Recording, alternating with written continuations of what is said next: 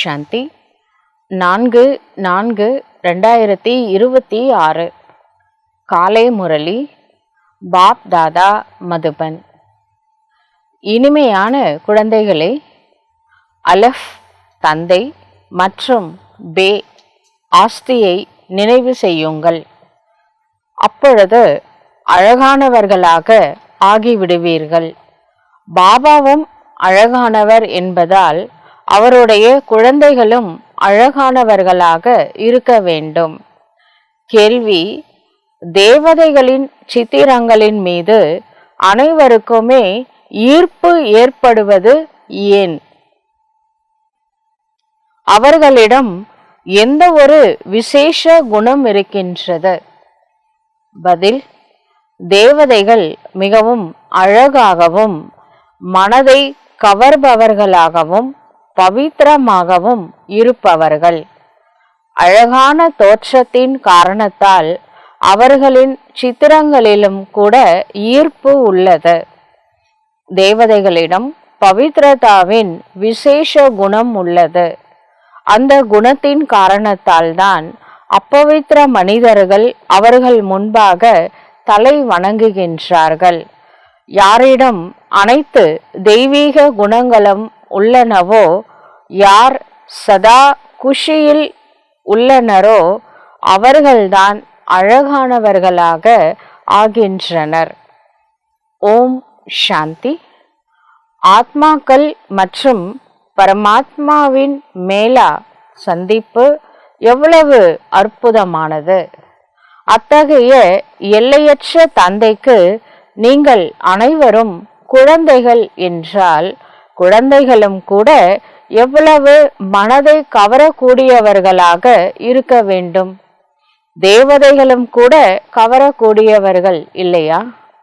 ஆனால் ராஜதானி சாம்ராஜ்யம் மிகவும் பெரியது. அனைவரும் ஒரே மாதிரி மனம் கவர்பவர்களாக இருக்க முடியாது. பிறகும் கூட ஒரு சில குழந்தைகள் மிகவும் அழகாகவும் கவரக்கூடியவர்களாகவும் நிச்சயமாக உள்ளனர். யார் அழகாக உள்ளனர்? யார் சதா குஷியில் உள்ளனரோ, யாரிடம் தெய்வீக குணங்கள் உள்ளனவோ அவர்களே அழகானவர்கள். யார் சந்தோஷமா எப்பவுமே சந்தோஷமா இருந்தா, குஷி மாதிரி ஒரு டானிக் கிடையாது. குஷி முகத்தை அழகாக்குகின்றது. அப்புறம் தெய்வீக குணங்களை தாரணை பண்ணும் பொழுது முகம் அழகடைகிறது. பாபா இன்னைக்கு பியூட்டி டிப்ஸ் கொடுக்குறாரு.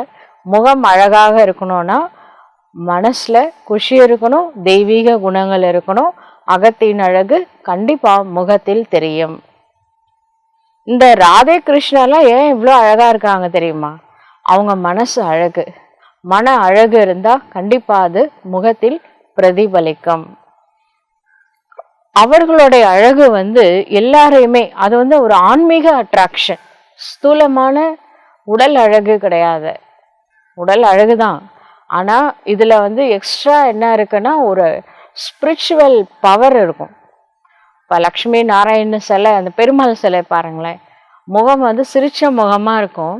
அதுல ஒரு ஈர்ப்பு இருக்கும். எல்லாரையுமே சின்னவங்கள்ல இருந்து பெரியவங்க வரைக்கும் உலகத்தையே அட்ராக்ட் பண்ணி இழுக்கக்கூடிய சக்தி அந்த சிலையில இருக்கும்.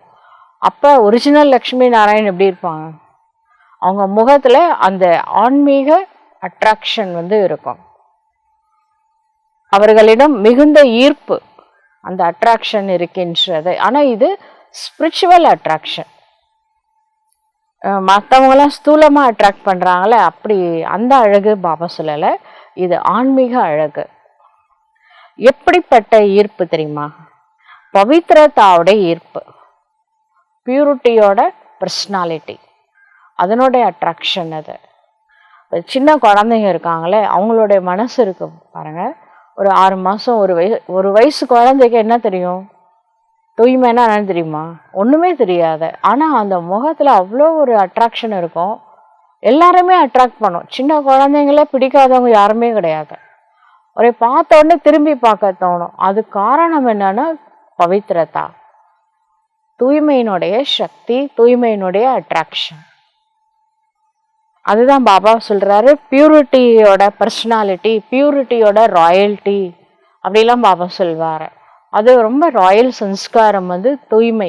என்ன தூய்மைனா மன தூய்மை, அகத்தின் அழகு. தூய்மையான உள்ளத்துல எல்லா தெய்வீக குணங்களும் இருக்கும், கடவுளும் இருப்பாரு. அப்போ அவங்க முகம் எப்படி இருக்கும்? ஸ்பிரிச்சுவல் அட்ராக்ஷனோட தான் இருக்கும். அவர்களுக்கு ஏனென்றால் அவங்களுடைய ஆத்மா தூய்மையாக இருக்கின்றது. மேலும் லக்ஷ்மி நாராயணனுக்கெல்லாம் பயங்கர அட்ராக்ஷன் காரணம் சரீரமும் தூய்மையான சரீரம்.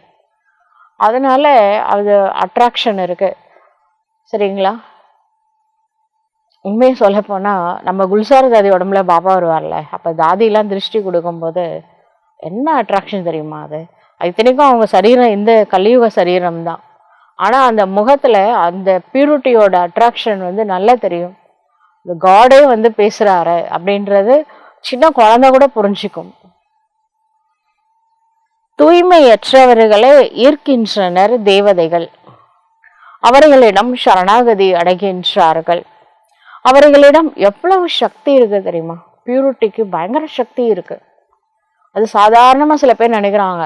உள்ள தூய்மை நாம சொல்ற பியூரிட்டி, மனசால பாபான்னு இருக்காங்க பார்த்தீங்களா, மனசால இன்னோசென்ட்டா, அவங்களுடைய முகத்துல அவ்வளோ அட்ராக்ஷன் வந்து இருக்கும். அது ஸ்பிரிச்சுவல் அட்ராக்ஷன். சன்னியாசிகளாக இருந்தாலும் தேவதைகளுக்கு முன்பாக கண்டிப்பா தலை வணங்குவாங்க. சாமியாரங்களே தேவதைகளுக்கு முன்பாக தலை வணங்குறாங்க. ஒரு சிலர் ஆமையா தெரியுமா, நான் பெரிய சாமியார் ஆக்கும் அப்படின்னு நினைச்சு அவங்க தேவதைகளுக்கு எல்லாம் வணங்க மாட்டாங்க.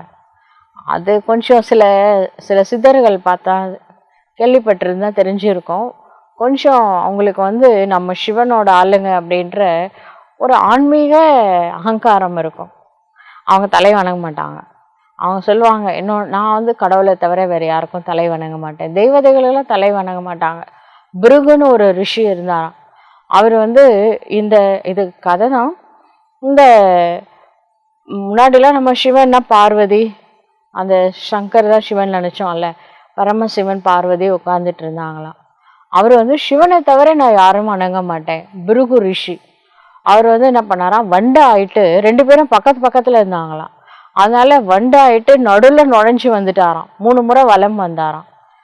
ஆனா பார்வதி பக்கத்துல சுத்தி வந்தா மனுஷங்களா இருந்தா சுத்தி வரணும், எதுக்கு நம்ம பார்வதியை வணங்கணும், நம்ம சிவபாபா மட்டும் தனியா வணங்கலாம் அப்படின்னு சொல்லிட்டு, அது மாதிரி அந்த பிருகுன்ற ஒரு ரிஷி அது கொஞ்சம் அவங்களுக்குள்ள வந்து ஒரு இன்டாக்சிகேஷன். அந்த ஒரு நான் சிவனுக்கு மட்டும் தலை வணங்குவேன், வேற யாருக்கும் வணங்க மாட்டேன்னு. அதுக்கப்புறமா தான் பார்வதி வந்து அந்த கம்பைன்டு சொரூபமா இருக்கிறதுக்காக அவங்க முயற்சி பண்ணியிருக்காங்க அப்படின்னு கதை. இதை வந்து ஒரு சிலர் அப்படி இருப்பாங்க, சிவன் மட்டும் போதும். இங்கே கூட பிகே சில பேர் எனக்கும் பிரம்மா பாபாவுக்கும் எந்த சம்பந்தம் கிடையாது, அவர் வந்து அவரே நம்மள மாதிரி புருஷாத்தி தானே, எனக்கு சிவபாபா மட்டும் போதும், சிவபாபா மட்டும் நினைச்சா போதும்னு நினைக்கிறவங்களாம் இருக்காங்களே, பிருகு ரிஷி மாதிரி சில பேர் அப்படி இருக்காங்க. ஒரு சிலர் வந்து அந்த கர்வம் இருக்கும், அது அவங்க நினைக்கிறாங்க அது கர்வம்னு அவங்களுக்கு தெரியாது, அது ஒரு ஆன்மீக பெருமிதம் அப்படின்னு அந்த ரிஷிகள்லாம் ஒரு சிலர் தான் அப்படி இருப்பாங்க, எல்லாரும் அப்படி கிடையாது. இருப்பினும் தேவதைகளுக்கு முன்னால அந்த சிவ தந்தைக்கு முன்னால கண்டிப்பா தலை வணங்குவாங்க. உலகத்துல யாருக்கும் தலை வணங்க மாட்டாங்க சித்தர்கள்லாம், சிவனை தவிர அவங்க கண்டிப்பா வணங்குவாங்க. தேவிகளின் சிலர் இந்த ஒருத்தர் தான் பிருகு ரிஷி மட்டும்தான் அப்படி, மற்றவங்கலாம் வந்து பார்த்தீங்கன்னா எல்லா தேவதைகளுக்கு முன்னாடி தலை வணங்குவாங்க. ஏனென்றால் பாபா கூட மனதை கவரக்கூடியவராக இருக்கின்றார். திலாரம் எல்லாரையும் அட்ராக்ட் பண்றாரு. சிவ் பாபா பாருங்க, ஒரே ஒரு உடம்பே இல்லாத ஒருத்தர் பூமிக்கு இறங்கி இருக்காரு, 15 லட்சத்தை அவர் நினைக்கிற மாதிரி பணம் வச்சுட்டார் பார்த்தீங்களா. எல்லா ஸ்ரீமத்தை 15 லட்சம் காலையில் காலையில 10 மணிக்கு எழுந்துக்கிறவங்களாம் இப்போ 4 மணிக்கு எழுந்து உட்காந்து யோகா பண்ணிக்கிட்டு இருக்கிறாங்க. இதெல்லாம் அதிசயம் கிடையாது. நான்வெஜ் விட்டா வேற சாப்பாடே சாப்பிடாத ஃபாரினர்ஸ்லாம் எல்லாத்தையும் தியாகம் பண்ணிட்டு வெஜிடேரியன் ஃபுட்டுக்கு வந்திருக்காங்க. சிலதுல வீகன் வேற, எவ்வளோ தியாகம் பண்றாங்க. நான்வெஜ் எல்லாமே எல்லாமே பாபா என்ன சொன்னாலும் இல்லைன்னா என்ன நினைக்கிறாங்க. காரணம் என்னது, அவருக்கு உடம்பே இல்லைங்க, ஆனா அந்த அவர் ஒரு சொல்லுக்கு எல்லாரும் அப்படியே மந்திர சக்தியில கட்டுப்படுற மாதிரி உலகமே கட்டுப்படுது. ஏன்னா அவர்கிட்ட ஸ்பிரிச்சுவல் பவர் அதிகம். அவர் ரொம்ப நம்மளுக்குன்னா பராமரிச்சுட்டா கேள்வி பாடம் எடுக்கிறாரு, அன்பா சொல்றாரு, செஞ்சா உங்களுக்கு நல்லதுன்னு சொல்றாரு. உடனே நம்ம செய்யறோம்ல, ஏன்னா அன்பு செய்ய வைக்குது. அதிகாரத்துக்கு யாரும் அர்ப்பணம் செய்ய மாட்டாங்க, அன்புக்கு என்ன வேணாலும் செய்வாங்க. தலையை கூட கொடுக்கறதுக்கு ரெடி.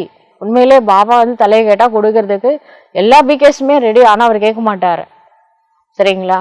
அவர் ஸ்ரீமத் படி நடங்க, அது மட்டும் தான் சொல்றாரு. சரி, தேவதைகளிடம் பவித்ரதாவின் அட்ராக்ஷன் இருக்கு. அவங்க அந்த அட்ராக்ஷன் இன்னைக்கு சிலை வரைக்கும் இருக்குங்க. ப்ராக்டிக்கல் வாழ்ந்த தேவதைகள் இன்னைக்கு சிலை இருக்கு, தேவதைகளோட சிலை. திருப்பதி பாலாஜி எடுத்துக்கோங்க, திருக்கோவிலூர்ல உலகளந்த பெருமாள்னு ஒரு கோவில் இருக்கு. அவங்க ஃபேஸ்லாம் பார்த்தீங்கன்னா ஒரு சிலை மாதிரியே இருக்காது, ஒரு ரியலா அப்படியே பெருமாள் நின்றுட்டு வானு கூப்பிடுற மாதிரி இருக்கும். இந்த மாதிரி ஒரு அட்ராக்ஷன் இருக்கும். அந்த ஒரு ஆன்மீக கவர்ச்சி இந்த அப்படி ஒரு சிலைக்கு அப்படி இருந்தா நீங்க எப்படிங்க இருக்கணும் அப்படின்னு பாபா சொல்றார். அது உங்ககிட்ட இருக்கணுங்க, அப்படியே ஒரு ஸ்பிரிச்சுவல் அட்ராக்ஷன் இருக்கணும் அப்படின்னு பாபா சொல்றார். இந்த லக்ஷ்மி நாராயண ஆக போறோம் அப்படின்ற நஷா வந்தாலே கொஞ்சம் கொஞ்சமா அந்த ஆன்மீக அட்ராக்ஷன் வர ஆரம்பிக்கும். உங்களை பத்தி பாசிட்டிவா நினைச்சிட்டே இருங்க. அப்படியே நான் தெய்வதை ஆக போறேன், நான் வருங்கால தெய்வதைன்னு நினைங்க, தெய்வதையை ஆயிடலாம். எண்ணம் போல் வாழ்வுன்னு சொல்றாங்கல்ல, நான் தெய்வதை ஆக போறேன், நான் தெய்வதை ஆக போறேன், நான் லக்ஷ்மி நாராயண் மாதிரி ஆக போறேன், பாசிட்டிவா நினைங்க. லக்ஷ்மி நாராயணாக ஆக போகின்றோம் என புரிந்து கொள்பவர்கள் நீங்கள். இந்த சமயத்தில் உங்களுடைய அட்ராக்ஷன் பிறகு அழிவற்றதாக ஆகிவிடும்.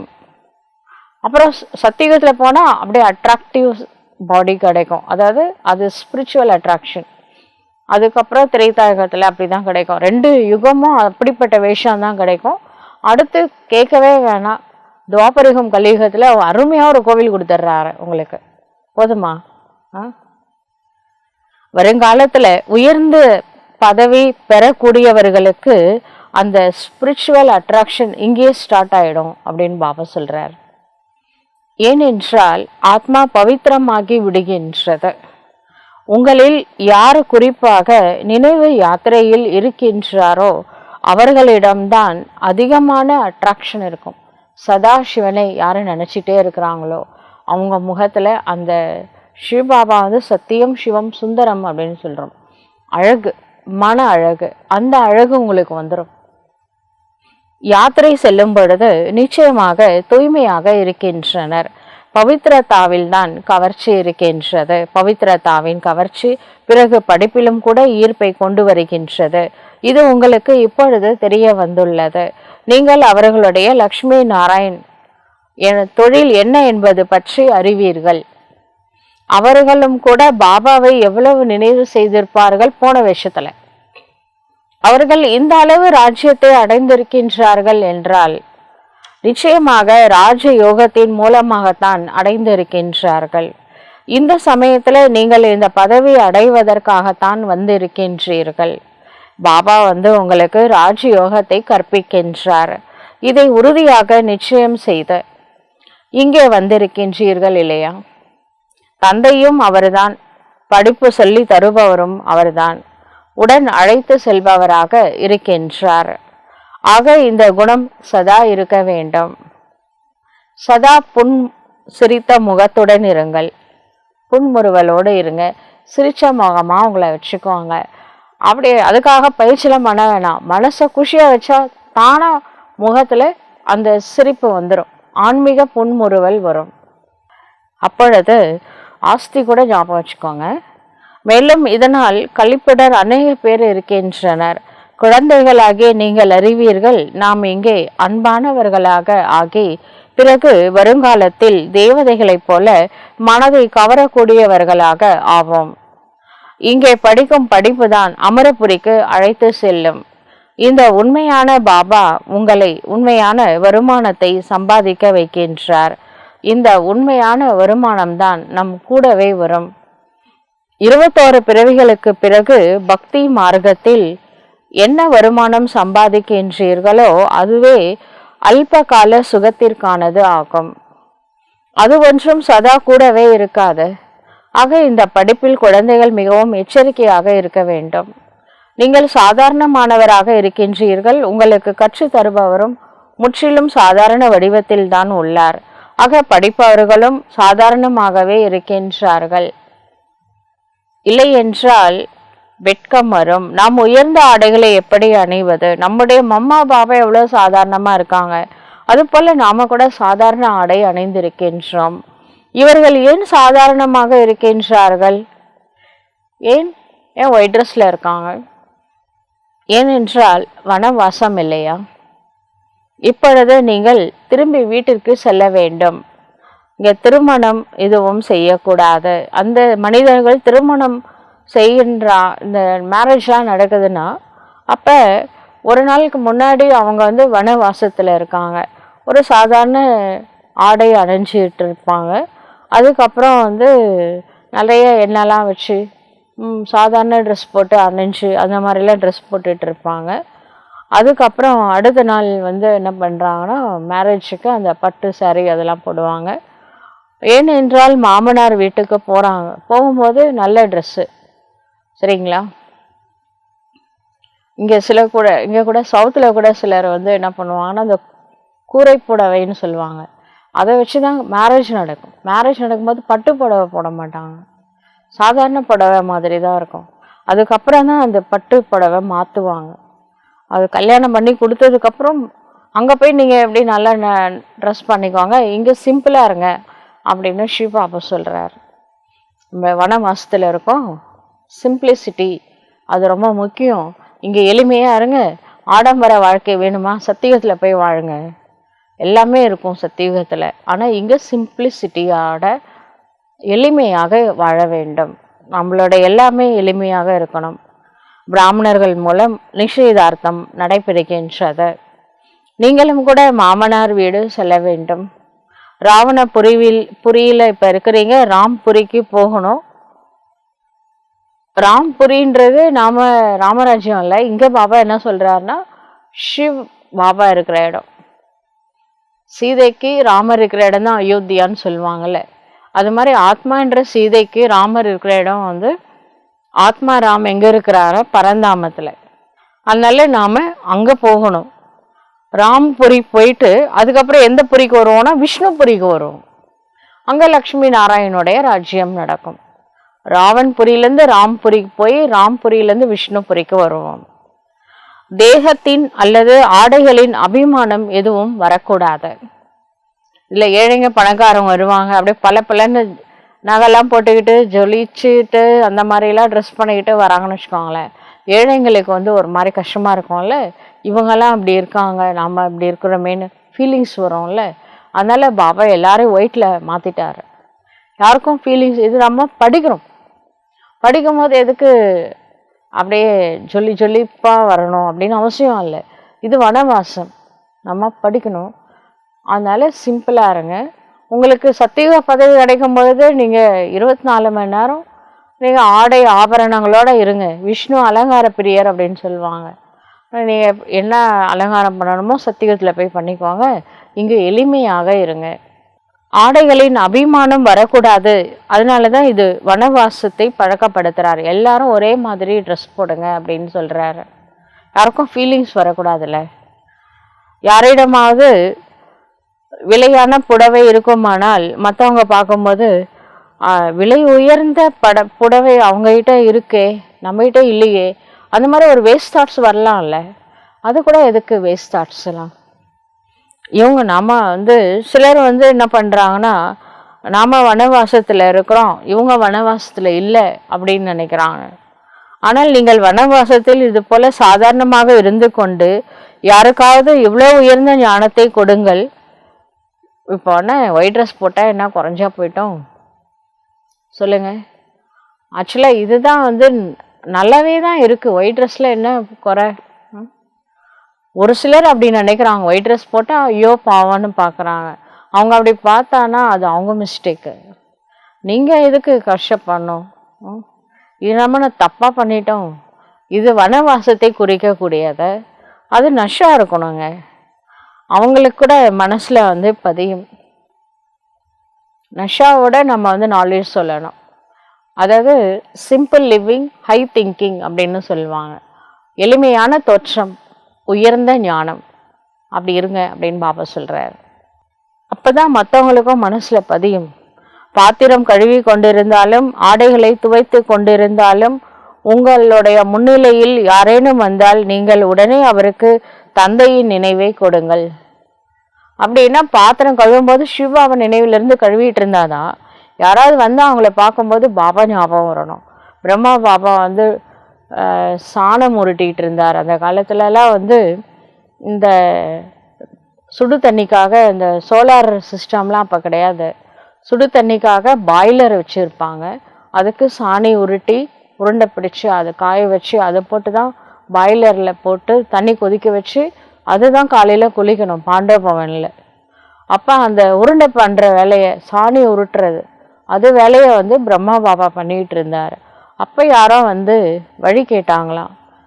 பாபா வீட்டுக்கு போகிறதுக்காக தான் வழி கேட்குறாங்க.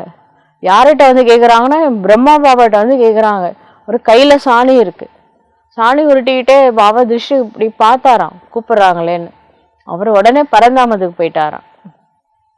ஏன்னா பிரம்மா பாபா அந்த சாணி உருட்டிட்டு இருக்கும்போது பரந்தாமத்தில் இருக்கிற சிவபாபாவுடைய அன்பில் மூழ்கி இருந்தால் சாணி உருட்டிட்டு இருந்திருக்கிறாரு. அவரை பார்த்த உடனே இவர் பரந்தாமத்துக்கு போயிட்டாரு. நாம் என்ன பண்ணுறோம்? வேலை செய்யும்போது பாபா ஞாபகம் இருக்கா? பாத்திரம் கழுவும்போது, சமைக்கும் பொழுது, ட்ரெஸ் வாஷும் பண்ணும்போது, வீடு க்ளீன் பண்ணும் பொழுது, ஆக்சுவலாக வந்து செய்யும் தொழிலே தெய்வம் அப்படின்னு பக்தியில் சொல்லுவாங்க. நீங்கள் தெய்வத்தின் நினைவோட தொழிலை பண்ணுங்க. இது கூட ஒரு தொழில் தானே. வீடை துடைக்கிறது அது ஒரு வேலை, அது ஒரு கர்மா. கர்மாவை கர்ம யோகியாக இருந்து பண்ணுங்க அப்படின்னு பாபா சொல்கிறாரு. உங்களுக்கு அந்த போதை ஏறி இருக்க வேண்டும். மேலும் சாதாரண ஆடைகளில் அமர்ந்து கொண்டு யாருக்கேனும் ஞானம் கொடுத்தால் அவர்களும் கூட வியப்படைவார்கள். இவர்களிடம் எவ்வளோ உயர்ந்த ஞானம் இருக்கு, ஆனால் எவ்வளோ சிம்பிளாக இருக்காங்க அப்படின்னு நினைக்கணும். இதுவே கீதையின் ஞானமாகும். அது பகவானால் கொடுக்கப்பட்டது. ராஜ யோகமோ கீதையின் ஞானமே தான். ஆக அப்படிப்பட்ட நஷா ஏறுகின்றதா? எப்படி பாபா தம்முடைய உதாரணம் சொல்கின்றார் அப்படின்னு பாருங்க. குழந்தைகளோட ஏதாவது விளையாடி கொண்டிருப்பதாக வைத்து கொள்ளுங்கள். யாராவது மாணவர் முன்னால் வருகின்றார் என்றால், பாபா வந்து அந்த ஷட்டில் காக்லாம் விளையாடுவார்ல, அப்போ யாராவது ஸ்டூடெண்ட்ஸ் வராங்க அப்படின்னா பாபா வந்து அவங்களுக்கு புதுசாக வராங்கன்னா அவங்களுக்கு பாபா பற்றி அறிமுகம் கொடுப்பாராம். விளையாடிட்டு இருக்கும்போது கூட பாபாவோட அறிமுகம் கொடுப்பாராம். யோகத்தின் சக்தி, யோக பலம் இருக்கின்ற காரணத்தினால் அவரும் அங்கேயே நின்று விடுவார். சரிங்களா? இவருக்கு கொடுக்குற அறிமுகத்தை வர்றவங்க கேட்பாங்க. இவர் இவ்வளோ சாதாரணமாக இருக்கிறாரு, பிரம்மா பாபா இவ்வளோ பவர் இருக்கு இவருக்குள்ள, இவ்வளோ சக்தி, எப்படி இவ்வளோ பவர், சிம்பிளாக இருக்கிறாரு, அவ்வளோ பவர் இருக்கு அவருக்குள்ள அப்படின்னு ஆச்சரியப்படுறாங்க. பாருங்க, பிரம்மா பாபா வந்து ஒரு அதர் குமார் தான். யோசிச்சு பாருங்க, எவ்வளோ பயிற்சி பண்ணியிருந்தா, இடைவிடாத சிவ நினைவில் இருந்தால் டோட்டலாக ஃபேஸு, அந்த உடல் அப்படியே ஃபரிஷ்தாவா, நெற்றியில் அந்த ஒளி தெரியுது. பிரம்மா பாபா பார்த்தா ஒரு அவ்வியக்த ஃபரிஷ்தாவை பார்த்த மாதிரி நிறைய பேர் பார்த்துருக்காங்க. எவ்வளோ பயிற்சி பண்ணியிருப்பார். அதான் சொல்கிறாங்க, இவங்க எப்படி சிம்பிளாக இருக்கிறாரு, சாதாரண சாணி உருட்டிகிட்டு இருக்கிறாரு. நான் எவ்வளோ பெரிய ஆள் தெரியுமா, என் உடம்புல கடவுளே வராரு, நான் எதுக்கு இந்த வெள்ளம் செய்யணும் அப்படின்னு என்னைக்காவது பாபா சொல்கிறாரா? அதான் நிர் அகங்காரி. பாருங்க, யாரும் எதுவும் பேசவே முடியாது. பாபா ஒன்று ஆத்மா அப்படின்னா அவ்வளோதான், சோல் கான்ஷியஸ் போயிடுவாங்க. பதில் வந்து வாக்குவாதமே இருக்காது. இங்கே வந்து பாடி கான்ஷியஸில் இருந்தால் தானே வாக்குவாதம்லாம். அப்படியே ஆத்மா உணர்வுக்கே போயிடுவாங்க. பாபா பரந்தாமத்தில் சிவன் இருக்கிறாருன்னு சொன்னால் பரந்தாமத்துக்கே போயிடுறாங்க. அப்படி தான் நாலேஜ் கொடுத்துருக்கிறாரு அந்த பீரியடில். அதனால் யாரும் எதுவுமே பேச முடியாது, வாயிலிருந்து எந்த ஒரு வார்த்தையும் வெளிப்படாது. எப்படி நீங்கள் சப்தத்தை கடந்து அமைதி நிலையில் சென்று விடுகின்றீர்களோ அதுபோல நம்மளுக்கு எதிரில் இருக்கிறவங்களும் சப்தத்தை கடந்து போயிடுவாங்க. பாபா அப்படியே திருஷ்டி கொடுத்தாருன்னு வச்சுக்கோங்களேன், ஆப்போசிட் பார்ட்டி போயிடும் பரந்தாமத்துக்கு. அந்த பாபா கொஞ்ச நாளைக்கு நம்ம கூட இருந்தால் நல்லா தான் இருக்கும். சரி, என்ன பண்ணுறது, நம்மளை அப்படியே பயிற்சி பண்ணிக்கணும். சூக்ஷ்மமாக இருக்கிறாரு, ஸ்தூலமாக தான் இல்லையே தவிர சூக்ஷ்மமாக இருக்கிறாரு. யூஸ் பண்ணிக்கணும், நம்ம தான் யூஸ் பண்ணணும். நம்மளும் பயிற்சி பண்ணணும். நம்மளுக்கு எதிரில் இருக்கிறவங்க கூட பாபா மாதிரி என்ன பண்ணணும், அவங்களே அப்படியே பீஸ்ஃபுல்லாக மாற்றணும். அப்போ நம்ம மனசில் பீஸ் இருக்கணும். அதுக்கு நான் கர்மயோகியாக இருக்கணும், அதுக்கு அட்டென்ஷன் அதிகமாக கொடுக்கணும். அந்த நஷா உங்களுக்குள்ளே இருக்கணும் அப்படின்னு பாபா சொல்கிறாரு. யாராவது ஒரு சகோதரன் அல்லது ஒரு சகோதரி வந்தாங்க, அவங்கள அப்படியே நிற்க வச்சு உலகத்தின் எஜமானர் ஆக்குவதற்கான வழிமுறையை ஒரு செகண்டில் கொடுக்க முடியும். இப்படிலாம் பயிற்சி பண்ணாதான் லாஸ்ட்டில் உங்களுக்கு ஒரு செகண்ட் உங்களோட திருஷ்டி பட்ட உடனே ஆத்மா முக்தி அடையணும்ல. எப்படிங்க அது திடீர்னு வருமா? அதுக்கு நீண்ட கால பயிற்சி வேண்டும். உள்ளுக்குள்ளே அவ்வளோ நஷா இருக்கணும், தனது இந்த லகனில் நிலச்சி இருக்கணும், ஈடுபாடு, பாபான்னு உருகணும், அந்த அன்பு இருக்கணும், உண்மையான அன்பு இறைவன் மீது. ஒன்றும் இல்லைங்க, பக்தி மார்க்கத்தில் வச்சு அனுபவிச்சாலே போதும். அங்கே நான் யார் அவர் யாருன்னு தெரியாமல் அனுபவிச்சோம், இப்போ தெரிஞ்சுட்டு வைக்க போகிறோம், அவ்வளோதான். அதே அன்பு இருந்தால் கூட போதுமே. இப்படி உருகி உருகி பாபா நினச்சோம், ஞாபகம் இருக்கா? பக்தியில் பாபா எப்பொழுதும் சொல்கின்றார், உங்களிடம் ஞானம் இருக்கு, ஆனால் அந்த உருகி உருகி நினச்சாலும் ஒரு விக்ரம வினாசாம ஆகலை. அது காரணம் நான் ஆத்மான்னு ஞானமே இல்லை, சோல் கான்ஷியஸ் ப்ராக்டிஸே இல்லை. சிவ் பாபா மேலே மட்டும் உயிரே வச்சுருந்தோம், ஆனால் ஒன்றும் நடக்கலை. ஒரு பாயிண்ட்டு கூட எனர்ஜி அதிகமாகவே இல்லை, டவுன் தான் ஆகிட்டு இருந்தது. பேட்ரி டவுன் தான் ஆகுது, டிஸ்சார்ஜ் தான் ஆச்சு, சார்ஜ் ஆகவே இல்லை. இப்போ நாம் ஆத்மானு புரிஞ்சு அந்த பாபாவை அதே பாவனையோட உருகி நினச்சா ஏன் கடன்னு இன்க்ரீஸ் ஆகும் பேட்ரி. கண்டிப்பாக செஞ்சு பாருங்க. உங்களிடம் ஞானம் இருக்குது, ஆனால் யோகத்தினுடைய ஷார்ப்னஸ் கொஞ்சம் கம்மியாக இருக்குது. அது கொஞ்சம் தட்டுங்க, தூங்கிட்டு இருக்கிற சிங்கத்தை தட்டி எழுப்புங்க அப்படின்னு பாபா சொல்கிறார். தூய்மை மற்றும் பாபா நினைவு, யோகி பனு பவித்ர பனு, ரெண்டுமே ரெண்டு கண்ணு மாதிரி. தூய்மையாகவும் இருக்கணும், யோகியாகவும் இருக்கணும். நினைவு யாத்திரையின் மூலம் நீங்கள் பவித்திரமாக ஆகின்றீர்கள். பியூரிட்டியோட பவர் உங்களுக்கு கிடைக்கின்றது. ஞானமோ செல்வத்தின் விஷயம். இங்கே யார் நாலேஜ் செல்வத்தில் அப்படியே செல்வந்தராக இருக்கிறாங்களோ, ஞான செல்வம் அதில் ரிச்சஸ்ட் இந்த வேர்ல்டாக இருக்கிறாங்களோ, கண்டிப்பாக அவங்க ஸ்தூல செல்வத்தில் சத்தியுகத்தில் ரிச்சஸ்ட் இந்த வேர்ல்டாக கண்டிப்பாக இருப்பாங்க. படிப்பில் எம்ஏ பிஏ முதலின படிக்கிறாங்கன்னு வச்சுக்கோங்களேன், அதுக்கேற்ற மாதிரி வேலை கிடைக்குது, வருமானமும் சம்பாதிக்கிறாங்க. அது அந்த காலத்தில் எம்ஏ பிஏ, இப்போ எல்லோரும் ப்ரொஃபஷ்னலாக எல்லாம் நிறைய படிச்சிருக்காங்க, பிகேசி, அதுக்கேற்ற மாதிரி சம்பாதிக்கவும் செய்கிறாங்க. ஆனால் அது வேறங்க, இது வேற. அந்த படிப்பு வேற, இந்த படிப்பு வேற. அது இந்த உலகத்திற்கான பதவி சம்பளம் எல்லாம் கிடைக்கும் இந்த உலகத்திற்கு. ஆனால் இந்த படிப்பு, இங்கே படிக்கிற படிப்பு வைகுண்டத்தில் பதவி கிடைக்கும்.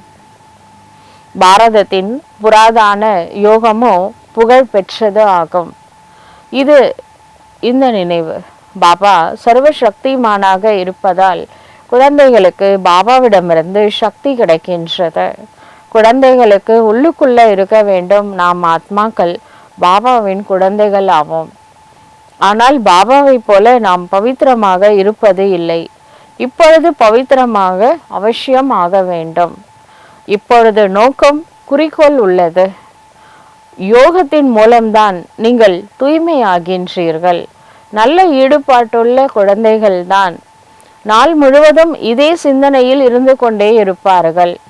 யாரேனும் வந்தால் அவர்களுக்கு நாம் வழி சொல்ல வேண்டும், இரக்கம் வர வேண்டும். பாவம் பார்வையற்றவர்கள் என்று இரக்கம் வர வேண்டும். இப்போ ஒருத்தவங்க கண்ணு தெரியாதவங்க ரோடு கிராஸ் பண்ணுறாங்க, ஆனால் ரோடு கிராஸ் பண்ண முடியல, வெஹிக்கிள் வந்துக்கிட்டே இருக்குது அப்படின்னா கையில் கைத்தடி இருக்குது, அவங்களுக்கு ஹெல்ப் பண்ணுவோமா பண்ண மாட்டோமா? ரோடு கடக்க உதவுமா உதவ மாட்டோமா? அந்த கைத்தடி பிடிச்சி கூட்டுமே விட்டால் புண்ணியமாக போகும்னு அவங்க சொல்லுவாங்கள்ல, அந்த மாதிரி சின்ன சின்ன பிளெஸ்ஸிங்ஸ் வேணும் தானே அப்படின்னு மக்கள் நினைக்கிறாங்க. இது பெரிய பெரிய பிளெஸ்ஸிங்ஸ் என்னன்னா, கண்ணிருந்தும் குருடர்களாக இருக்கிறாங்களே அவர்களுக்கு கைத்தடியாக இருக்கிறது பெரிய பிளெஸ்ஸிங்ஸ். இது வந்து உயிர் பிச்சை போட்ட மாதிரி, ஆத்ம ஞானம் சொல்கிறது உயிர் தானம் கொடுத்தா மாதிரி. புரியுதுங்களா? அவ்வளோ பெரிய விஷயம். இந்த பிராணேஸ்வர் நம்மளுக்கு பிராண தானம் கொடுத்தார்ல, நம்ம நடைப்பிணமாக தான் இந்த உலகத்தில் வாழ்ந்துட்டு இருந்தோம். சிவபாபா வந்து நம்மளுக்கு பிராணேஸ்வர் பிராண தானம் கொடுத்துருக்கிறாரு. ஆத்மா ஞானம் கொடுத்ததுக்கு அப்புறம் தான் நம்மளுக்கு உயிரே வந்திருக்கு. அப்போ இந்த தானத்தை நம்ம ஏன் மற்றவங்களுக்கு கொடுக்கக்கூடாது? பாபா சொல்றாரு, பார்வையற்றவர்களை கைத்தடி பிடிக்க வைத்து அழைத்து செல்கின்றார்கள் இல்லையா, இவர்கள் அனைவரும் உலகமே பார்வையற்றவர்கள், அதாவது ஞான கண் இல்லாதவர்கள். லௌகீகத்திலே டிசேபிள்டு பர்சன்ஸ் இருக்காங்களே, அவங்களுக்கு வந்து டிசேபிள்டுன்னு சொல்லக்கூடாதான், உடல் ஊனமுற்றவர்கள்னு சொல்லக்கூடாதான். அவங்களுக்கு வந்து டிஃப்ரெண்ட்லி ஏபிள்டு பர்சன்ஸ், மாற்றுத்திறனாளிகள் அப்படின்னு கவர்மெண்ட்டே வந்து மாற்றிருக்காங்க. அந்த வார்த்தையை கூட அவங்கள புண்படுத்தக்கூடாது அப்படின்னு சொல்கிறாங்க. நாமளே ஒரு ஒரு டிசேபிள்டு தாங்க. நம்மளை இதை கடவுள்லேருந்து செலக்ட் பண்ணும்போது 3வது கண்ணு ஒர்க்கிங் கண்டிஷனே இல்லை இல்லைங்களா, ஃபுல் அவுட்டு, 3வது கண்ணு தெரியவே இல்லை. அப்புறமா தான் கடவுள் வந்து ஞான கண்ணை திறந்து விடுறாரு. சரிங்களா? இப்போ தான் நம்மளுக்கு வந்து பார்வையே கிடச்சிருக்கு, சிவபாபா மூலமாக ஞான கண் திறக்கப்பட்டுள்ளது. ஆனால் இந்த கண்ணை கண்டினியூஸாக திறந்து வைங்க, விழித்திரு அப்படின்னு ராமலிங்க அடிகளார் சொல்லியிருக்காரு. ஆனால் அதுக்கு அர்த்தம் யாருக்கா தெரியுமா? விழித்திருனா 3வது கண்ணை சதா சோல் கான்ஷியஸில் இரு அப்படின்னு அர்த்தம். ஏன்னா ஆத்மா உணர்வில் இருந்தால் தான் தெய்வீக குணங்கள் வெளிப்படும். ஆரம்பத்திலே சொன்னார், நீங்கள் முக அழகு வேணும் அப்படின்னா அகத்தில் அழகு வேணும். அதுக்கு 2 விஷயம் சொன்னார். ஒன்று தெய்வீக குணங்கள், 2வது குஷி. இது இருந்தால் முகத்தில் அந்த அழகு வரும். அப்போ சோல் கான்ஷியஸ் தான் எல்லாத்துக்கும் ஆதாரம். ஆத்மா உணர்வுலேருந்து ஆட்டோமேட்டிக்காக தெய்வீக குணங்கள் வெளிப்படும். இப்போ உங்களுக்கு 3வது கண் கிடைத்திருக்கின்றது. ஆகவே அனைத்தையும் அறிந்து கொண்டு விட்டீர்கள். முழு சிருஷ்டியின் முதல் இடை கடை பற்றி நாம் இப்பொழுது அறிந்துள்ளோம். இவை அனைத்தும் பக்தி மார்க்கத்தின் விஷயங்கள் ஆகும். உங்களுக்கு முதலிலேயே தெரிந்திருந்தது. அதாவது கிட்டதை பார்க்காதீங்க, hear no evil, see no evil, talk no evil. அந்த பிக்சர் இருக்குல்ல, ஒரு குரங்கை வச்சு பண்ணியிருக்காங்க. இது ஏன் உருவாக்கப்பட்டுள்ளது? உலகத்தில் யாருமே இதனுடைய அர்த்தத்தை அறிந்திருக்கவில்லை.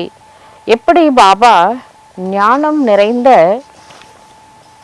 நிறைந்தவராக இருக்கின்றாரோ அதுபோல குழந்தைகளாகிய நீங்களும் ஞானம் நிறைந்தவர்களாக நம்பர்வார் புருஷார்த்தத்தின் அனுசாரம் ஆகிக் கொண்டே இருக்கின்றீர்கள்.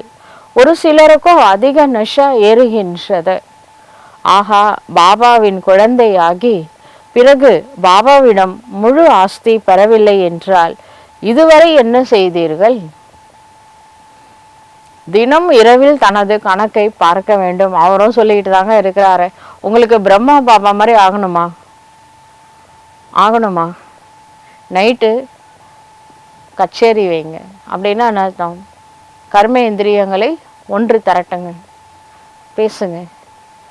இன்னைக்கு என்னென்ன கண்ணு என்ன பண்ணுச்சு, காது ஒன்று இண்டிவிஜுவலாக குற்றவாளி கூண்டில் ஏற்றி நிற்க வச்சு விசாரணை கமிஷன் டெய்லி நைட்டு படுக்கிறதுக்கு முன்னாடி அது முடிச்சதுக்கப்புறம் செக் பண்ணிவிட்டு உடனே போய் படுத்துடக்கூடாது. அப்புறம் ஒருவேளை கண்கள் ஏமாற்றியதா அல்லது வாய் ஏமாற்றியதா, உடனே பாபாட்டிருந்து சக்தி வாங்கி கொடுங்க அந்த கர்மேந்திரியத்துக்கு.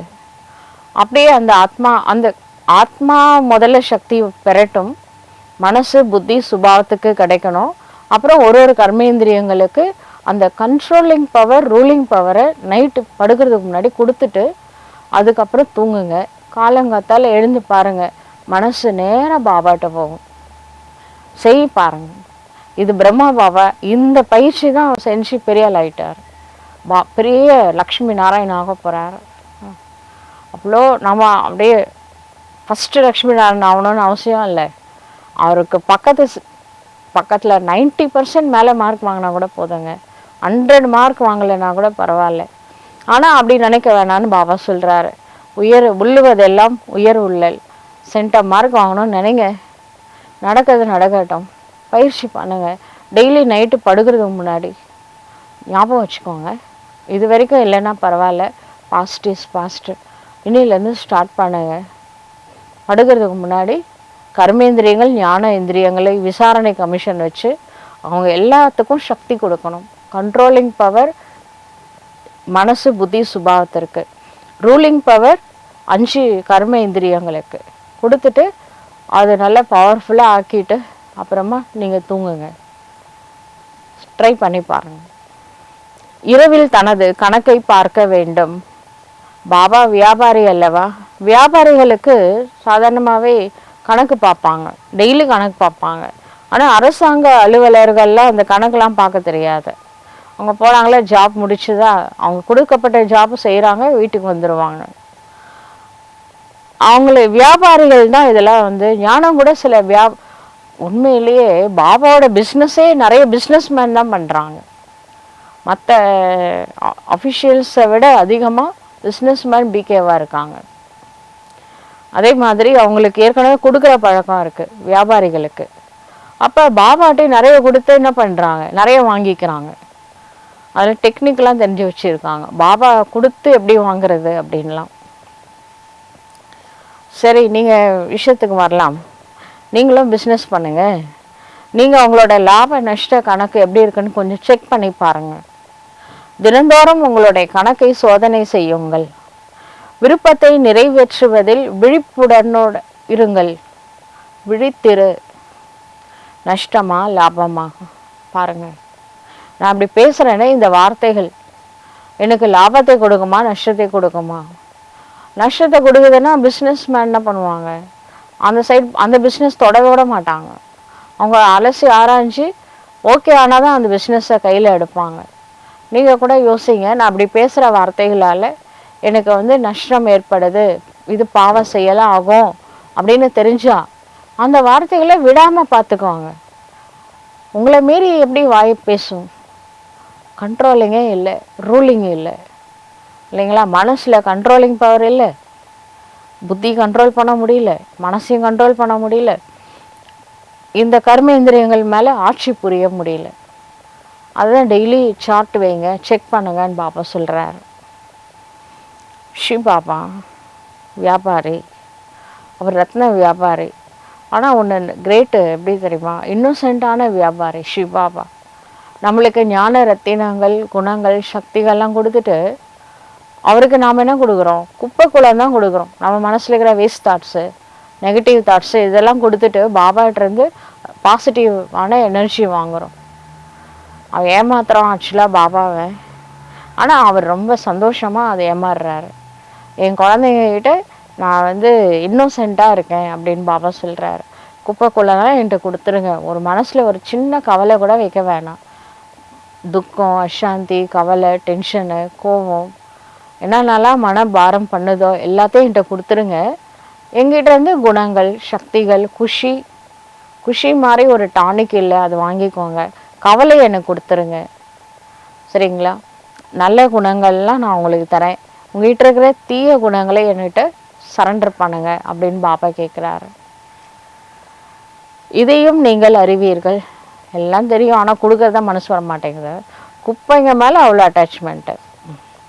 நம்பர்வார் புருஷார்த்தத்தின் அனுசாரம் அனைவருமே கூர்மையான புத்தி உடையவர்கள் அல்ல.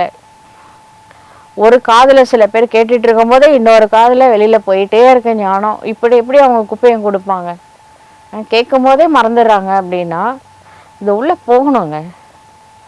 ஒரு பையில் உள்ள துவாரத்தின் வழியாக வெளியே வந்து விடுகின்றது ஞானம். இந்த காதில் போயிடுச்சுன்னா அந்த காதில் வந்துருச்சுன்னா உள்ளே எப்படி இறங்கும்? நிரம்புறது கிடையாது. பாபா சொல்கின்றார், செல்வத்தை கொடுப்பதால் செல்வம் குறைவது கிடையாது. இது அழியாத ஞான ரத்தினங்கள் இல்லையா? பாபா ரூப பசந்தாக இருக்கின்றார். ஆத்மாவுக்குள் ஞானம் நிரப்பப்படுகின்றது. அதற்கு ரூபம் உள்ளது. ஆத்மாவுடைய ரூபம் என்ன? ஜோதி சுரூபம். ஆத்மா சிறியதா இருக்கலாம், ஆனாலும் பாயிண்ட் ஆஃப் லைட்டு தானே, அது ஒரு ரூபம் தானே. இப்போ நட்சத்திரம் என்ன ரூபத்தில் இருக்குன்னா அது பாயிண்ட் ஆஃப் லைட்லாம் இருக்கு. இங்கேருந்து பார்த்தா அது ஒரு ரூபம் தானே. நட்சத்திரம் ரூபமே இல்லைன்னு சொல்ல மாட்டோம்ல. அப்படி தானே ஆத்மாவும் ஒரு ரூபத்தில் இருக்கு. ஆனால் என்ன, கண்ணில் பார்க்க முடியாது. அதுதான் இதை புரிஞ்சுக்க முடியும். கரண்ட்டு இருக்கிறதுனால தான் லைட் எரியுது, ஃபேன் ஓடுது, எல்லாம் நடக்குது. கரண்ட் இல்லாட்டி அப்படி தாங்க ஆத்மா கூட. ஆத்மா இருக்கிறதுனால தான் பார்க்குறோம், கேட்குறோம், பேசுகிறோம், எல்லாம் பண்ணுறோம். ஆத்மா உடம்புலேருந்து வெளில போயிட்டா கரண்ட் ஆஃப் ஆன மாதிரி தானே. இன்ஸ்ட்ருமெண்ட் இருக்கும், ஆனால் எந்த இன்ஸ்ட்ருமெண்ட்டும் இயங்காது. அதுக்காக கரண்ட்டை கண்ணில் பார்த்தா தான் நம்புவேன்னு யாராவது சொல்ல முடியுமா? வேணா ஒயரை தொட்டு பார்த்து அது எதாவது ஷாக் அடிச்சதுன்னா அப்போ வேணால் உணரலாம். அந்த ஷாக்கில் மின்சாரத்தை உணர முடியும், ஆனால் கண்ணில் பார்க்க முடியாது. எலக்ட்ரிசிட்டி பவரை கண்ணில் பார்க்க முடியாது. அதே போல தான் ஆத்மாவை கண்ணில் பார்க்க முடியாது, ஆனால் உணர முடியும். எவ்வளோ சிறிய நட்சத்திரம். பாபாவும் அதே சைஸ் தான். அவருக்கு எப்படி பூஜா பண்ணுறது? கண்ணிலே பார்க்க முடியாத புள்ளிக்கு பூஜா பண்ணணும்ல. அதுக்காக நாம் தான் சிவலிங்கம். சிவனுடைய நினைவு சின்னம்னு அர்த்தம். லிங்கம்னா நினைவு சின்னம். பூஜைக்காக நாம தான் லிங்கத்தை உருவாக்கணும். யார் முதல்ல கோவில் கட்டினது? எல்லா சிவன் கோவில் யாரால கட்டப்பட்டது? துவாபரயுகத்தில் கட்டப்பட்ட அனைத்து சிவன் கோவிலும் விகேஸ் தான் கட்டியிருக்காங்க. சிவலிங்கத்தை கூரைக்கு தொடர அளவுக்கு கூட நம்ம இங்கே தஞ்சை பிரகதீஸ்வரர், கங்கை கொண்ட சோழபுரம், ராஜராஜ சோழன் கட்டினதை விட ராஜேந்திர சோழன் கட்டினது ரொம்ப பிரம்மாண்டமான அந்த கூரை தொடர அளவுக்கு லிங்கம் சொல்கிறார் பார்த்தீங்களா? அவ்வளோ பெரிய லிங்கம் கட்டுறாங்க. சிறியதாகத்தான் இருக்கிறது என்றாலும் பதவியோ உயர்ந்தது அல்ல. உருவத்தை பார்த்து இடப்படக்கூடாதுன்னு சொல்லுவாங்க. கடவுள் வந்து ஒளி புள்ளியாக இருக்கிறாரு, ஆனால் எவ்வளோ பிரம்மாண்டமானவர். குணங்களால், சக்திகளால் எடை போட முடியுமா அவரை? அதனால தான் நாம தான் பெருசு பெருசாக லிங்கம் கட்டணும். சரிங்களா? அந்த சோழர்கள்லாம் யாருன்னு நினைக்கிறீங்க? சிவன் கோவில் கட்டினவங்களாம் யார்? கண்டிப்பாக பிகேஸ் தான். அதில் எந்த டவுட்டே வேணாம். சாஸ்திரம் எழுதுனது மட்டும் இல்லை, கோவிலை கட்டினதும் பிகேஸ் தான். அங்கே பிறக்க வைக்கப்படுவாங்க. ராஜாவும் இருப்பாங்க, ரிஷியாவும் இருப்பாங்க. துவாபரயுகத்தில் பாபா கல்பத்திற்கு முன்பும் கூட சொல்லி இருந்தார், இந்த ஜபம், தவம், எவ்வளோ தானம், புண்ணியம், இதெல்லாம் ஒரு பிராப்தியும் கிடைக்காதுங்க. இவை அனைத்தையும் செய்தாலும் கீழே இறங்கிட்டே தான் போவாங்க. பிறவிகளின் ஏணிப்படியில் கீழே தான் இறங்குகின்றனர். உங்களுக்கோ இப்பொழுது உயரும் கலையாகும். பிராமணர்களாகிய நீங்கள் முதல் நம்பர் ஜின் பூதமாக இருக்கின்றீர்கள். ஜின் பூதத்தோட கதை இருக்கு இல்லையா, அது சொல்லுமா, எனக்கு ஏதாவது வேலை கூட. ஒரு ராஜாட்ட சொல்லிச்சான், ஜின் பூதம் வந்து சொல்லிச்சான், எனக்கு ஒரு வேலை கொடு. கூப்பிட்டாச்சு, பூதம் வந்துருச்சு, எனக்கு ஏதாவது வேலை கொடு, வேலை கொடுக்கலன்னா உன்னை சாப்பிட்ருவேன் அப்படின்னு சொன்னாதான். அதனால் அவர் என்ன சொன்னார், இந்த நாட்டில் இருக்கிற நிலத்துலலாம் கிணறு வந்து எல்லா விளை நிலங்களுக்கும் கிணறு தோண்டி கொடுத்துரு அப்படின்னு சொன்னாராம். ஒரே ஒரு நிமிஷம்தான் கிணறு தோண்டி கொடுத்துட்டு வந்துட்டு நிற்குதான். எல்லா நாடு ஃபுல்லாக எல்லாருக்கும் கிணறு இருக்குது இப்போ. அப்புறம் அதுக்கு பயிர் வைக்கணும், அப்புறம் வீடு கட்டி கொடு. அவர் பாட்டுன்னு சொல்லிகிட்டே இருக்கிறாரு. ஒரு நிமிஷத்தில் வந்து நிற்குது. எல்லாம் செஞ்சுட்டேன் அடுத்து வேலை கொடுன்னு கேட்குறாங்க. ஒரு ராஜாவுக்கு பயமே வந்துருச்சு. என்னடா வேலை கொடுக்குறது? எல்லா வேலையும் செஞ்சு முடிச்சிருச்சு, இப்போ என்ன வேலை கொடுக்குறதுனே தெரியல ராஜாவுக்கு. அவர் சொன்னாராம், அங்கே ஒரு படிக்கட்டு இருக்குல்ல, அதில் ஏறி படிக்கட்டு உச்சி வரைக்கும் ஏறி திருப்பி கீழே இறங்கு அப்படின்னு ஒரு வேலை கொடுத்தாராம். இன்னும் கூட அது ஏறி இறங்கிக்கிட்டு இருக்கு அப்படின்னு சொல்லுவாங்க அந்த கதையில். ஜின்னு கதை, ஜின்னு பூதத்தை பற்றிய கதை அது. பிராமணர்களாகிய நீங்கள் முதல் நம்பர் ஜின்னு பூதமாக இருக்கிறீங்க. விட்டா பாபாவை சாப்பிட்ருவீங்க போல். பரந்தாமத்துக்கே வச்சுக்க முடியல, ஏறி இறங்க வச்சுட்டாரு பார்த்தீங்களா நம்மளை. ஏறுங்க இறங்குங்க, 84 வேஷம் போடுங்க, ஒரு வேஷமாக கட்டுங்க. இப்படி பாருங்க. ஜின்னு பூதம் வந்து வேலை கூட இல்லாட்டி உன்னை விடுங்கி விடுவேன் என்று அது சொன்ன மாதிரி அதற்கு வந்து வேலை கொடுக்கப்பட்டது என்னன்னா ஏணிப்படையில் ஏறி இறங்குங்க அப்படின்னு. அது போல தான் பாபா கூட உங்களுக்கு வேலை கொடுத்துருக்கிறாரு. இந்த எல்லைக்கு அப்பாற்பட்டுள்ள ஏணியில் ஏறுங்க, அப்புறம் இறங்குங்க, அப்புறம் கடவுள் வருவார், மேலே கூட்டின்னு போயிடுவார், திரும்பவும் என்ன பண்ணுவார், ஏணியில் ஏற்ற வைப்பார், இறக்கி விட்டுருவார். அவர் இறக்கி விடல, நாமளே இறங்கிடுறோம், திருப்பி வந்து ஏற்றி விட்டு போயிடுறாரு. இது ஏறுறது இறங்குறது நம்மளா ஜின்னு பூதம். இந்த பூதம்னா சொல்லலை, அதையும் சொல்லிட்டாரு. இந்த எல்லையற்ற ஏணிப்படையில நீங்கள் இறங்கிக் கொண்டே இருக்கின்றீர்கள், பிறகு ஏறுவீர்கள். நீங்கள் தான் முழு ஏணிப்படியிலும் இறங்குகின்றீர்கள், பிறகு ஏறுவீர்கள். ஜின் அப்படிங்கிறது நீங்கள் தான். மற்ற யாருமே முழு ஏணிப்படியில் ஏறுவதும் இல்லை. முழு ஏணிப்படியில அதாவது அவங்க பாதி ஏணி, சரிங்களா? துவாபரகத்துல தான் வராங்கன்னா பாதி தானே, இல்லாட்டி கால்வாசி கலியுகத்தில் வர்றவங்க. சத்தியுகத்திலேருந்து ஏறுறது இறங்குறது தேவதைகள் மட்டும்தான். முழு எண்ணிப்படையின் ஞானம் கிடைப்பதால் நீங்கள் எவ்வளவு உயர்ந்த பதவி பெறுகின்றீர்கள், பிறகு கீழே இறங்குகின்றீர்கள், அப்புறம் ஏறுகின்றீர்கள். பாபா சொல்கின்றார், நான் உங்களுடைய தந்தை, என்னை பதீத பாவனர் என சொல்கின்றார்கள் இல்லையா? நான் சர்வசக்திமான், ஆல்மைட்டி அத்தாரிட்டி. ஏனென்றால் நான் ஆத்மா எப்பொழுதுமே 100% பவித்திரமாக இருக்கின்றேன். நான் பிந்தி ரூப அத்தாரிட்டி, அனைத்து சாஸ்திரங்களின் ரகசியத்தை அறிவேன். இது எவ்வளவு பெரிய அதிசயமாகும்! இது அனைத்திலும் அற்புதமான ஞானமாகும். இது போல ஞானத்தை நீங்க உங்க வாழ்நாளில் கேட்டே இருக்க முடியாதுங்க. அதாவது ஆத்மாவிற்குள் 84 பிறவிகளின் அழியாத பாகம் அடங்கி இருக்கின்றது. அது ஒருபொழுதும் தேய்வது இல்லை, நடந்து கொண்டே இருக்கின்றது. 84 பிறவிகளின் சக்கரம் சுற்றி கொண்டே இருக்கின்றது. எவ்வளவு சிறிய ஆத்மாவிற்குள் எவ்வளவு உயர்ந்த ஞானம் உள்ளது! பாபாவிடமும் உள்ளது என்றால் குழந்தைகள் உங்களிடத்திலும் உள்ளது. எத்தனை பார்ட்டு நடிக்கின்றீர்கள்! இந்த பார்ட்டு ஒரு பொழுதும் அழியாத ஆத்மாவை இந்த கண்களால் பார்க்க முடியாது, அது பிந்தியாக உள்ளது. பாபாவும் சொல்கின்றார், நான் அதுபோல பிந்தியாக இருக்கின்றேன். இதையும் குழந்தைகளாகி நீங்கள் இப்பொழுது புரிந்து கொள்கின்றீர்கள். நீங்கள் எல்லையற்ற தியாகி மற்றும் ராஜ ரிஷி ஆவீர்கள். எவ்வளோ நஷா ஏற வேண்டும்!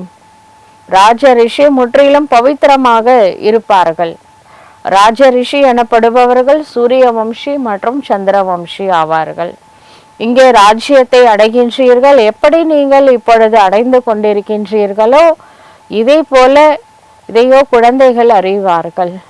அதாவது நாம் இப்பொழுது சென்று கொண்டே இருக்கின்றோம், படகோட்டியின் கப்பலில் அமர்ந்திருக்கின்றோம்.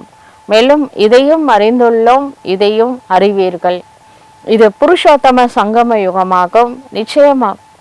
நிச்சயமாக சொல்லவும் வேணும், மேலே போகவும் வேணும். இல்லை, நம்மளோட ஏணிப்படி லாஸ்ட் பர்த் வந்து சேர்ந்துருக்கோம். இந்த வேஷம் கழிச்சா அடுத்து வீட்டுக்கு தான் போகணும்.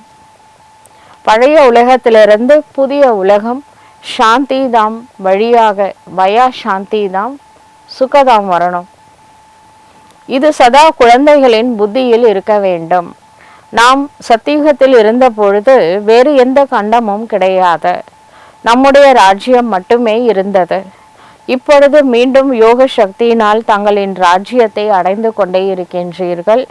ஏனென்றால் யோக பலத்தின் மூலமாகத்தான் உயர்ந்த ராஜ்ய பதவியை அடைய முடியும் என புரிய வைக்கப்பட்டுள்ளது.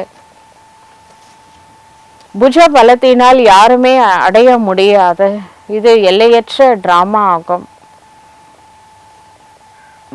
அது சொல்லுவாங்கல்ல, அதாவது உடல் சக்தியினால இந்த பாகுபல் அப்படின்னு சொல்லுவாங்க. உடல் சக்தியினால இந்த எதுவுமே அடைய முடியாது. இது ஆத்ம சக்தியினால பெறக்கூடிய ராஜ்யமாகும். லக்ஷ்மி நாராயணுடைய ராஜ்யத்தை நம்ம வந்து ஆத்மா உணர்வில் இருந்துதான் பெறுகின்றோம். இது எல்லையற்ற விளையாட்டு உருவாக்கப்பட்டுள்ளது, டிராமால இருக்கு. இந்த விளையாட்டை பற்றிய புரிதலை சிவ தந்தைதான் தருகின்றார். ஆரம்பத்திலிருந்து முழு உலகத்தின் சரித்திர பூலோகத்தை சொல்கின்றார். நீங்கள் சூக்ஷ்ம வதனம் மூல வதனத்தின் இரகசியத்தையும் நல்லபடியாக அறிவீர்கள். ஸ்தூல வதனத்தில் இவர்களுடைய ராஜ்யம் இருந்தது. லக்ஷ்மி நாராயணுடைய ராஜ்யம் இருந்தது. நீங்கள் எப்படி ஏணிப்படியில் இறங்கி வருகின்றீர்கள் என்பது ஞாபகம் வந்துருச்சா? சுய நினைவு வர்றதுக்காக எவ்வளோ பாயிண்ட் தான் சொல்றது. நீங்கள் தேவதைன்றது ஞாபகம் வந்துருச்சா? ஏணிப்படியில் ஏறுவது மற்றும் இறங்குவது என்ற விளையாட்டு குழந்தைகளின் புத்தியில் பதிந்துள்ளது.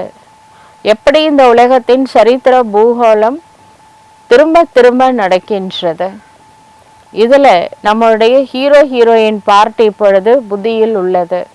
நாம் தான் தோல்வி அடைகின்றோம், பிறகு நாம் தான் வெற்றி அடைகின்றோம். அதனால ஹீரோ ஹீரோயின் என பெயர் வைக்கப்பட்டுள்ளது. நல்லது. இனிமேலும் இனிமையான காணாமல் போய் வெகுகாலம் கழித்து கண்டு எடுக்கப்பட்ட செல்ல குழந்தைகளுக்கு தாயும் தந்தையுமாய் விளங்கும் பாப்பு தாதாவின் அன்பு நினைவுகள் மற்றும் காலை வணக்கம். ஆன்மீக குழந்தைகளுக்கு ஆன்மீக தந்தையின் நமஸ்காரம். ஆன்மீக தந்தைக்கு ஆன்மீக குழந்தைகளின் நமஸ்காரம். தாரணைக்கான முக்கிய சாரம். இப்பொழுது நாம் வனவாசத்தில் உள்ளோம். அதனால மிக மிக சாதாரணமாக இருக்க வேண்டும். தேகத்தின் அல்லது ஆடைகளின் மீது எந்த ஒரு அபிமானமும் இருக்கக்கூடாது. எந்த ஒரு கர்மம் செய்து கொண்டிருந்தாலும் பாபாவின் நினைவினுடைய நஷா அதிகரித்து கொண்டே இருக்க வேண்டும். செகண்ட் பாயிண்ட், நாம் எல்லைக்கு அப்பாற்பட்ட எல்லையற்ற தியாகி மற்றும் ராஜ ரிஷி. இதே நஷாவில் இருந்து தூய்மையாக ஆக வேண்டும். ஞான செல்வங்களால் நிரம்ப பெற்று தானம் செய்ய வேண்டும். உண்மையிலும் உண்மையான வியாபாரியாகி தனது கணக்கை வைத்திருக்க வேண்டும்.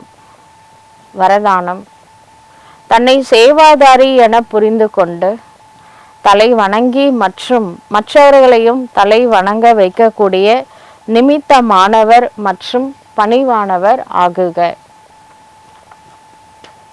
வரதானத்தினுடைய விளக்கம் சொல்றாரு. யாரை நிமித்தம் என்று சொல்லலாம் என்றால், யார் தனது ஒவ்வொரு எண்ணத்தையும் ஒவ்வொரு செயலையும் பாபாவிற்கு முன்பாக அர்ப்பணம் செய்கின்றார்களோ அவர்களே நிமித்தமானவர்கள். சர்வம் சிவார்ப்பணம். ஒவ்வொரு எண்ணம் சொல் செயல் எல்லாமே சிவபாபாவுக்கு முன்னாடி அர்ப்பணம் பண்ணிடுறாங்க. பாபா நீ தான் செய்கிற, இந்த எண்ணம் சொல் செயல் நீ யூஸ் பண்ண, நம்ம ஒரு ஜஸ்ட் இன்ஸ்ட்ருமெண்ட்டு, நம்ம ஒரு கருவியாக இருக்கிறோம், நீ தான் இந்த கருவியை யூஸ் பண்ணுற அப்படின்னு சர்வம் சிவார்ப்பணம் பண்ணுறாங்களோ, அதாவது பாபாவிற்கு முன்னால் யார் அர்ப்பணம் செய்கின்றார்களோ அவர்களைத்தான் நிமித்தம் என்று சொல்ல முடியும். நிமித்தம் ஆவது என்றால் அர்ப்பணம் ஆவது, அர்ப்பணம் ஆவது என்றால் பணிவானவர் ஆவது. யார் தலை வணங்குகின்றார்களோ, எந்த அளவிற்கு சன்ஸ்காரத்துல எண்ணங்கள்ல தலை வணங்குகின்றார்களோ அந்த அளவு உலகம் அவர்களுக்கு முன்பாக தலை வணங்கும். ஃபர்ஸ்ட் நம்ம குணியலாம், குனிய குனிய கொட்டுவாங்கன்னு ஒரு பழமொழி இருக்கு. இங்க பாபா சொல்றாரு, இங்க நீங்க குனிஞ்சா எதிர்காலத்துல மற்றவங்க உங்களுக்கு முன்பாக குனிவாங்க. இங்க நீங்க குனிங்க, அவங்க குனிவாங்க. நீங்க ரெஸ்பெக்ட் கொடுங்க, மற்றவங்க ரெஸ்பெக்ட் கொடுப்பாங்க. புரியுதுங்களா? பழமொழியை புது மொழியா மாத்திடுங்க, புதுமை மொழியா மாத்திக்குவாங்க. நீங்க பணிஞ்சு போனா உங்க முன்னாடி மற்றவங்க பணிவாங்க. நீங்கள் மரியாதை கொடுத்தா மற்றவங்க மரியாதை கொடுப்பாங்க. ஃபஸ்ட்டு நான் தான் செய்யணும். இந்த விஷயத்தில் சன்ஸ்காரத்தில் எண்ணங்களில் எந்த அளவு தலை வணங்குகின்றீர்களோ அந்த அளவு உலகம் அவர்களுக்கு முன்பாக தலை வணங்கும். தலை வணங்குவது மற்றும் தலை வணங்க வைப்பது மற்றவர்களும் கூட நம் முன்னால் கொஞ்சம் தலை வணங்கட்டும் என்ற எண்ணம் வரக்கூடாது. எவ்வளோ முறை நானே குனிஞ்சிட்டு இருக்கிறது, குனிய குனிய கொட்டிட்டு தானே இருக்காங்க சமுதாயம் அப்படின்னு நினைக்கக்கூடாது. குனிய குனிய கொட்டுறவங்க ஒரு நாள் ரியலைசேஷன் பண்ணுவாங்க. பண்ணாமலே போனாலும் பரவாயில்ல, நான் சிவாவோடைய ஸ்ரீமத் படி குனிஞ்சிட்டேன், அவ்வளோதான். பணிஞ்சு போனால் நம்ம ஒன்றும் கெட்டு போக மாட்டோம். இது ஒரு ஸ்ரீமத்து தானே, அதை ஃபாலோ பண்ணிடலாம். யார் உண்மையான சேவாதாரி என்றால் அவர்கள் சதா தலை வணங்குவார்கள். சரிங்களா? அவங்க சேவாதாரி என்ன பண்ணணும்? தலை வணங்கி. எங்க கடவுளே நம்மளுக்கு சேவை பண்ண வந்திருக்கிறாரு. அவர் நம்மளுக்கு கீழ்ப்படிந்த சேவகன்னு ஒரு முரளியில் சொல்கிறாரு. நாம் தலை குனிறதில் என்ன கெட்டு போயிட போகிறோம்? ஒன்றும் பயப்படாதீங்க, கவலைப்படாதீங்க. உங்கள் அப்பாவே தலை வணங்கிட்டு தான் இருக்கிறாரு. ஒரு பொழுதும் ஆணவத்தை காட்ட மாட்டார்கள்.